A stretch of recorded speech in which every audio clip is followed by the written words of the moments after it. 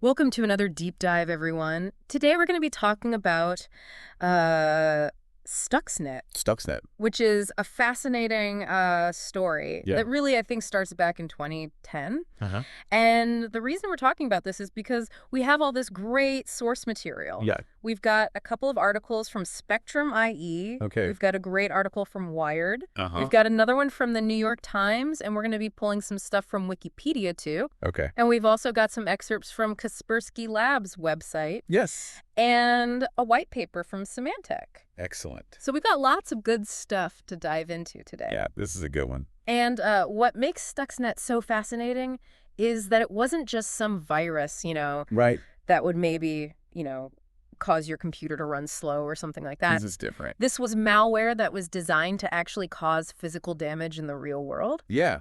It was So that's what we're going to be talking about today. it was really a turning point in cyber warfare, I think, when digital attacks sort of stepped out of the virtual world Yeah. and into the realm of, actually destroying things. Yeah. And so we'll explore how that all happened and why it matters so much even today.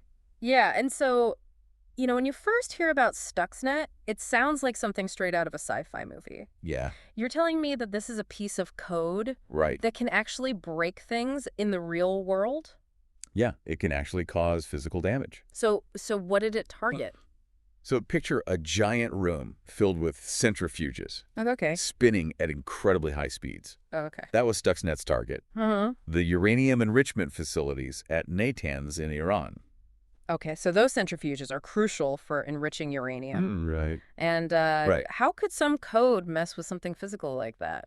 Well, think about like a top. You know how you spin a top? Yeah. And it's spinning. Right. If you could like subtly manipulate the way it's spinning, Uh-huh. you could make it wobble and eventually fall over. Okay. That's kind of what Stuxnet did. Uh-huh.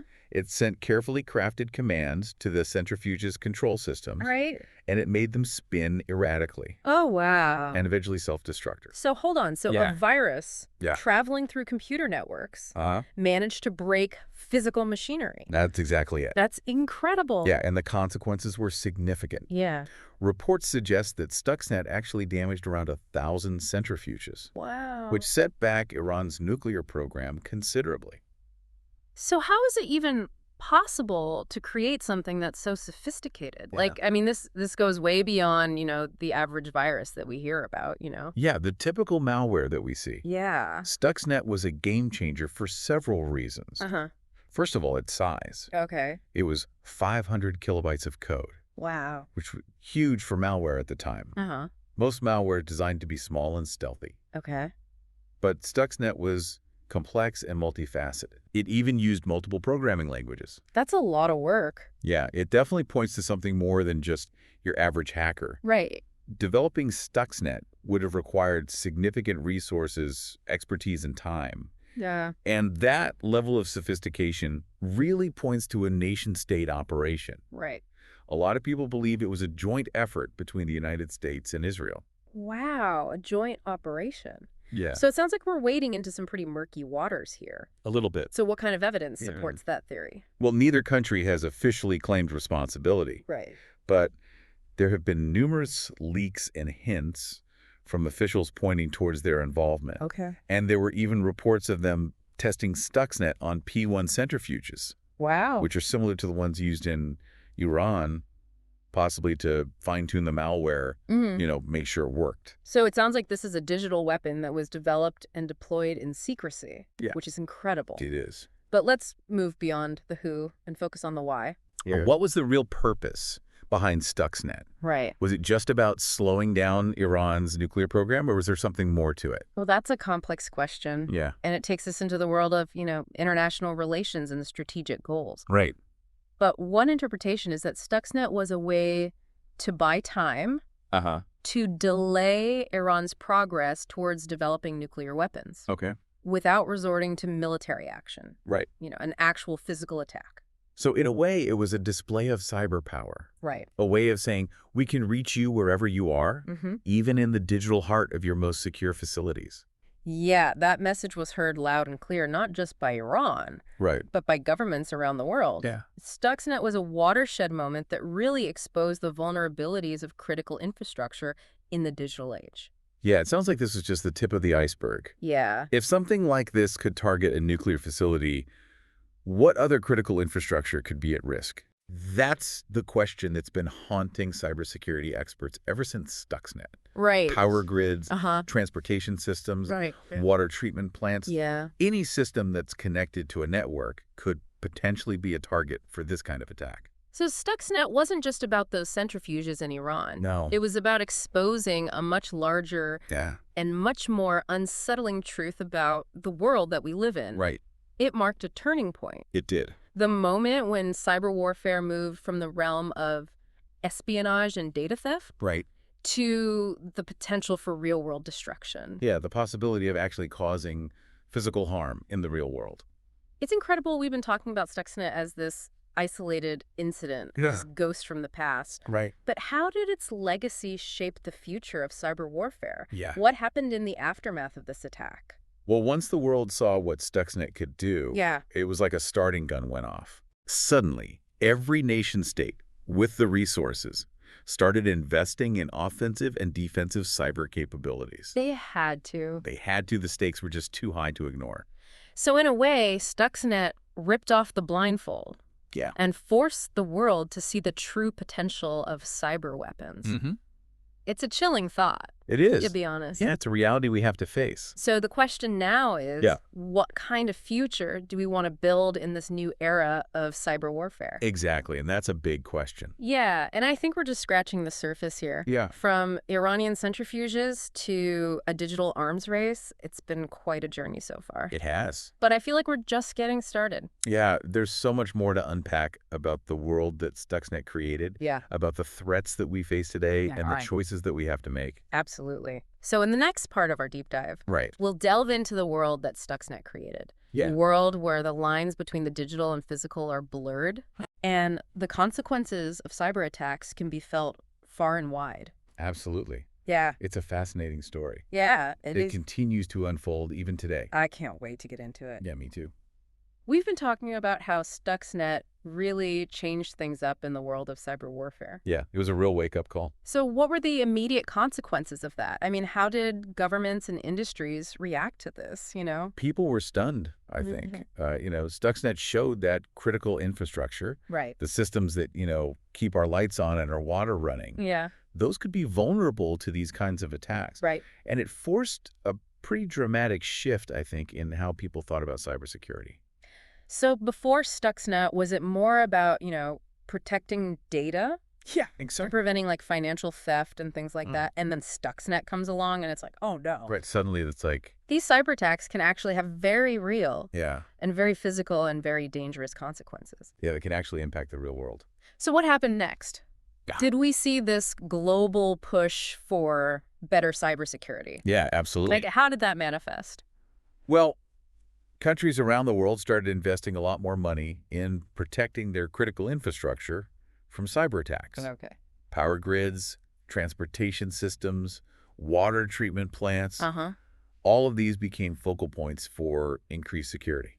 So it wasn't just governments, though, right? No. I bet private companies had to rethink their approach to cybersecurity as well. Oh, yeah, definitely. Yeah. Especially companies in like the energy sector, transportation manufacturing. Right. They realized they needed to step up their game too. Yeah, because it wasn't just about, protecting data anymore. It was Right. about preventing, potentially catastrophic disruptions to these essential services. Yeah, like imagine if the power grid went down for a week. Right. That would be chaos. So Stuxnet really did usher in this whole new era of cyber warfare. Yeah, I think so. Did it also change how countries think about conflict itself? Oh, yeah. I think it blurred the lines between conventional warfare Right. and cyber warfare. Yeah. Nations realized that they could potentially cripple an adversary's infrastructure Uh-huh. without, firing a single shot. Right. And that has huge implications, both militarily and politically. It sounds like a new kind of arms race.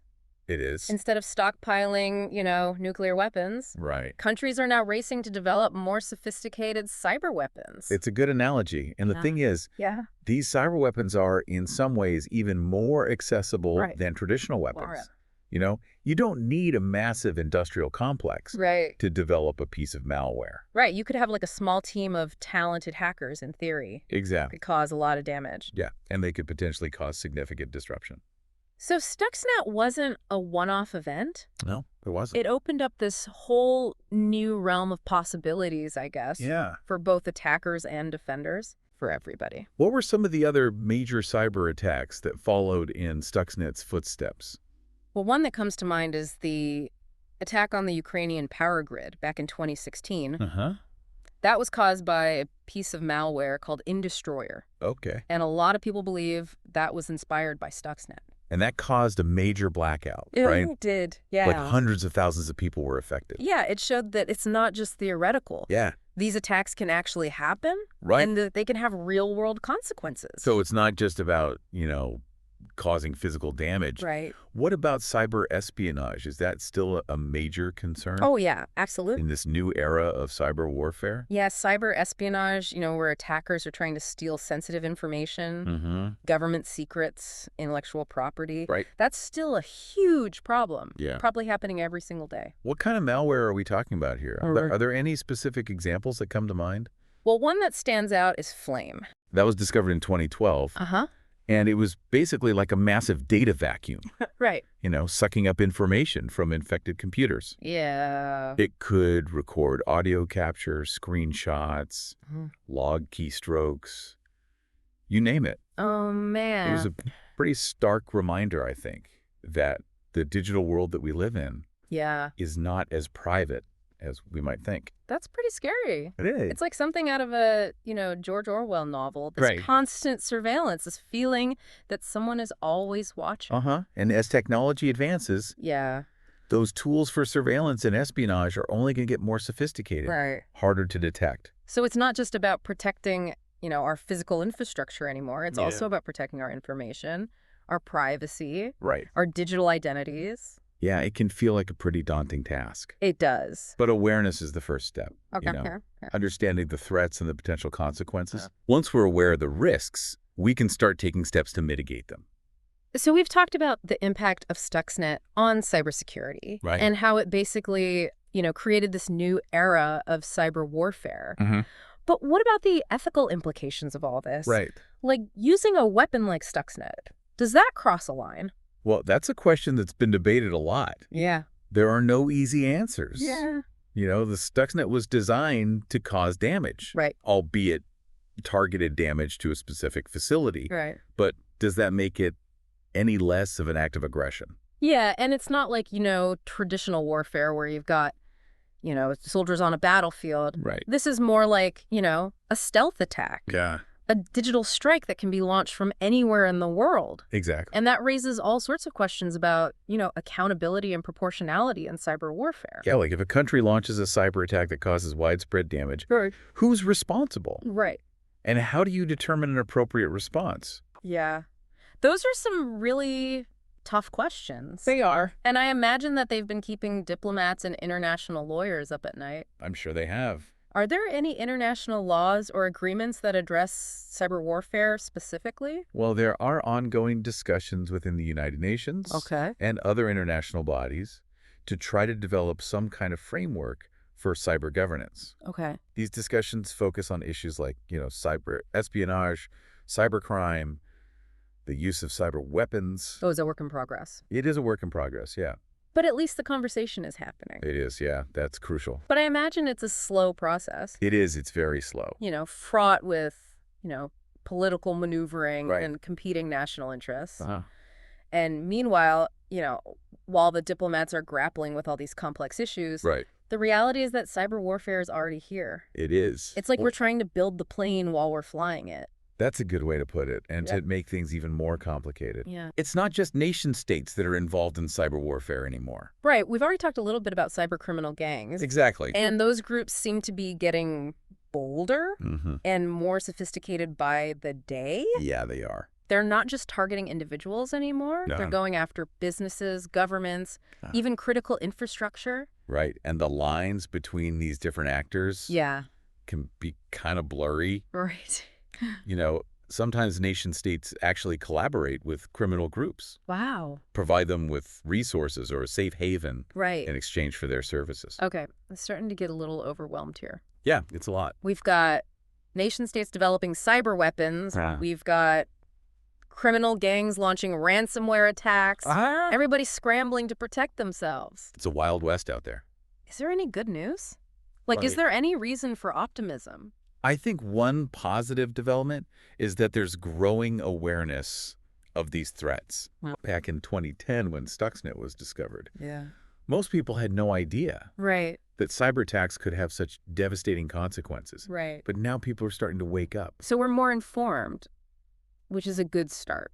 It is, yeah. But what about concrete actions? Right. Like, are we doing enough to protect ourselves from these threats? Well, there's always more that can be done, of course. Yeah. But we are seeing, increased investment in cybersecurity, Okay. both in the public and private sectors. Okay. Governments are creating new agencies, new policies to address cyber threats. Right. And businesses are finally starting to take cybersecurity seriously. Yeah, they are. They're investing in, better defenses, stronger security, more employee training. Yeah. And that's encouraging. It's not just about technology, though, right? No, it's not. It's also about, fostering a culture of security awareness, making sure that people understand the risks and take steps to protect themselves. Oh, yeah. So we all have a role to play in this digital age of warfare. We do. So it's a collective effort. It's We can't just rely on, governments and corporations to protect us. Right. Individuals have a responsibility to be informed and to take steps to protect themselves as well. Absolutely. Cybersecurity is no longer just an IT issue. Right. It's a societal issue, Yeah. a human issue. Right. It affects all of us. It does. And we all have a stake in finding solutions. Absolutely. It sounds like Stuxnet wasn't just a game changer in the technical sense. No. It also forced us to confront some pretty fundamental questions Yeah. about, security ethics, Uh-huh. the future of warfare itself. Right. It was a catalyst, Yeah. an event that really accelerated our journey into this new era of cyber conflict. Right. And as we move forward, it's crucial that we continue to learn from the past, adapt to the present, Right. prepare for the future. Well, we've covered a lot of ground here today. We have. From the technical intricacies of Stuxnet Yeah. to its, far-reaching consequences on cybersecurity and global politics. Uh-huh. But there's still one crucial piece of the puzzle we haven't really addressed. Right. What does this all mean for you, Yeah. the listener? Good question. How can you navigate this increasingly complex and interconnected digital world? That's what we'll be exploring in the final part of our deep dive. Okay. We'll talk about some practical steps you can take to protect yourself, Okay. your data, and your digital identity. Okay, so stay tuned. Stay tuned. So we've talked a lot about nation states and, cyber weapons and even cyber criminals. Yeah. But what does this all mean for, the average person? Like, how does Stuxnet's legacy and the rise of cyber warfare impact our daily lives? It's easy to think about cyber warfare as something that, happens in the shadows. Yeah. And only affects like governments and big corporations. Right. But the reality is it has implications for all of us. I mean, every time you connect to the internet, you're entering a battlefield. So it's not just about those big, headline-grabbing attacks like Stuxnet. Right. It's about the everyday threats that we all face online. Exactly. Think about all the information that you share online. Right. Your bank details, your social media accounts, your personal photos. Yeah. All of that data is valuable. Right. And it's a target for criminals. Okay, that's starting to hit a little closer to home. Yeah. So what can we do to protect ourselves? Right. I mean, is it just about, having strong passwords and being careful about what we click on? Those are definitely important steps. Okay. But it's also about developing like a cybersecurity mindset. Okay. A sense of awareness about the potential threats. Right. And how to mitigate them. So it's not just about, technical solutions. Right. It's about, being informed, being proactive. Yeah, exactly. So what are some specific things that people can do Yeah. to kind of improve their cybersecurity hygiene? Well, first and foremost, Yeah. enable two-factor authentication on all your accounts. Okay. It adds an extra layer of security by requiring you to enter a code from your phone or email Okay. in addition to your password. Yeah, I mean, it's a little bit of a hassle sometimes, It can be, yeah. but it's probably worth it. It is for the added security. To the added security. What else? Be wary of phishing scams. Okay. These are emails or messages that are trying to trick you Right. into giving up your personal information. Oh, yeah. So if something looks suspicious, Yeah. don't click on any links or open any attachments. And those phishing scams can be really sophisticated these days. They are. They're getting really good at making them look legitimate, Yeah. which is why it's important to be extra vigilant.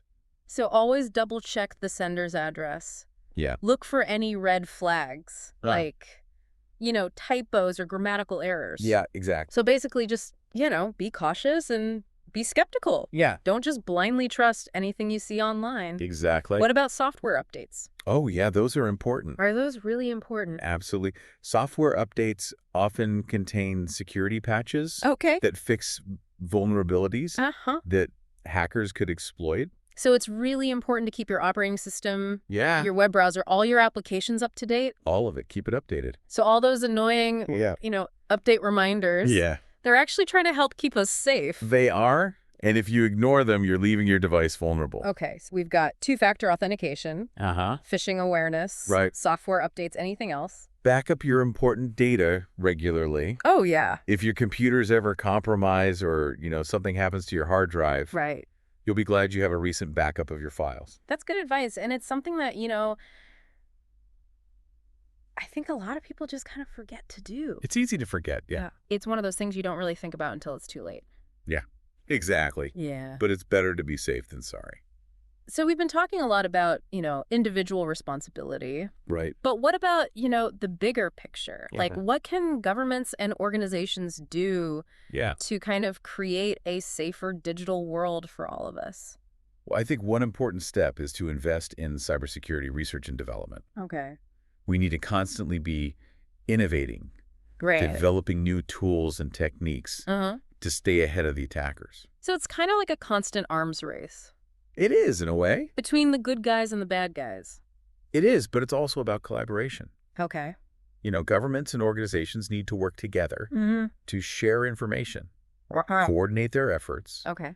develop common standards for cybersecurity.